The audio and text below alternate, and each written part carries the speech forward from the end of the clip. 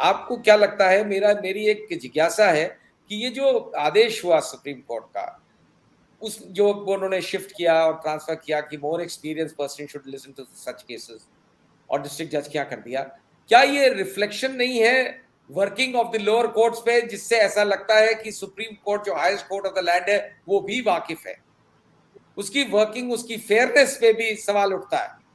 भाई after all और भी केसेस जाते हैं, अगर वो वहां लोअर कोर्ट पे की ये हालत हो गई है कि वहां से सुप्रीम कोर्ट ही नहीं एक्सपेक्ट करता है फेयरनेस, तो और मैटर्स में, और लेकिन उससे कितना माहौल उस ऑर्डर से, जो कि ऐसा लगता था कि जो कुछ मांगते गए पेटिशनर्स वो सब वो देते गए, तो उससे ये सवाल नहीं उठता कि वो भी माहौल बिगाड़ने में कारगर रहे होंगे।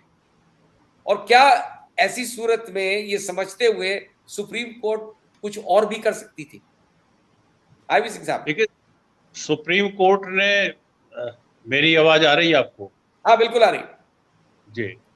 सुप्रीम कोर्ट ने उस जज के कैलिबर को नहीं चैलेंज किया कि उसका जज का कैलिबर नहीं था। एक्सपीरियंस को कहा कि वो इतने एक्सपीरियंस नहीं है कि वो इस मुकदमे को डिसाइड कर रहे हैं। एक ज्यादा बेटर एक्सपीरियंस जज की जरूरत है, और इसलिए इस मामले को उन्होंने डिस्ट्रिक्ट जज के यहाँ रखा, भेज दिया। देखिए, इसमें कुछ इमेच्योरिटी तो हुई। मैं आपको उदाहरण दे रहा हूं कि इमेच्योरिटी कहाँ की लेवल पे हुई। कमीशन का ऑर्डर करना, मैं समझता हूं मेरी राय में कि वो उस प्लेंट की प्रेयर को देख करके कमीशन का ऑर्डर करना उचित था या नहीं था, यही तभी बताया जा सकता है, वरना नहीं या बताया जा सकता है। तो प्रेयर क्या है, ये डिक्लेरेटरी सूट है या परमानेंट इंजंक्शन है, क्या है, ये देखने के बाद ही कहा जा सकता है। लेकिन अगर आपने कमीशन जब अपॉइंट किया तो आपको गाइडलाइंस बहुत परफेक्ट तय कर देने चाहिए थे।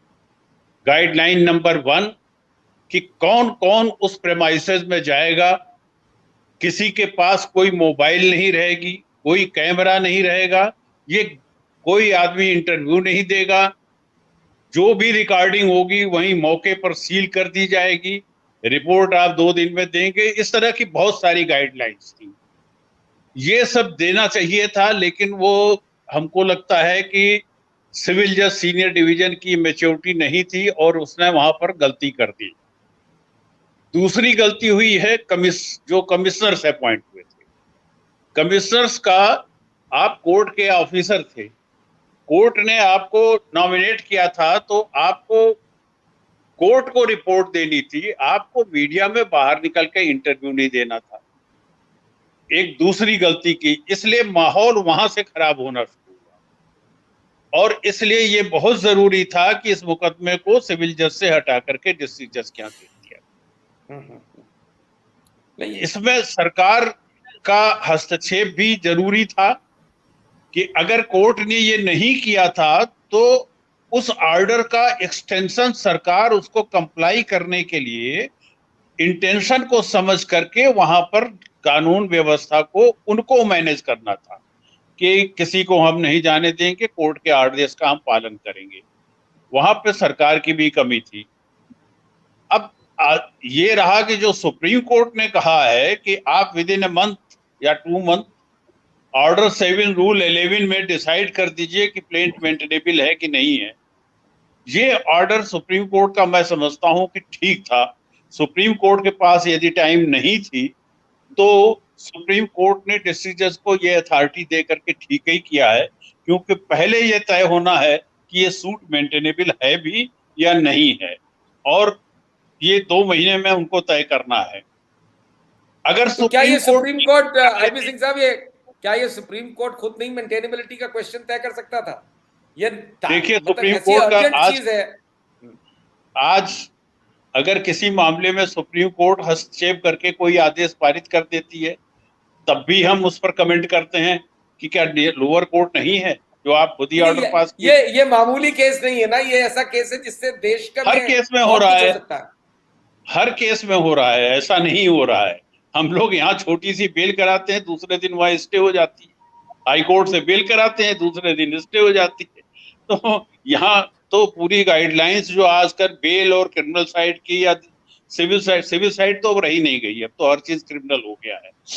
तो जो भी होता है सब सारी गाइडलाइंस सुप्रीम कोर्ट से ही तय हो रही हैं। हमारे यहाँ हाई कोर्ट में जज बैठ के डायस से कहता है कि हम लोग तो एग्जीक्यूटर हैं, एग्जीक्यूट करते हैं ऑर्डर को। तो ये ऐसा है कि मैं समझता हूं कि इस इशू को डिसाइड करने के लिए सुप्रीम कोर्ट को भी 1-2 महीने का टाइम चाहिए था। अब ये सुप्रीम कोर्ट अगर बंद हो रही थी, वैकेशंस थे, अगर उन्होंने डिस्ट्रिक्ट जज को दे दिया तो पार्टीज के पास अपॉर्चुनिटी है कि डिस्ट्रिक्ट जज के सामने जाएं, ऑर्डर 7 रूल 11 में अपनी प्लीडिंग को कंप्लीट करके बहस करके खत्म करें, उसको आप फर्दर कोर्ट्स में चैलेंज भी कर सकते हैं। मैं समझता हूं सुप्रीम कोर्ट का ऑर्डर बहुत बैलेंस है। सत्य हिंदी का ऐप डाउनलोड करें गूगल प्ले स्टोर पर।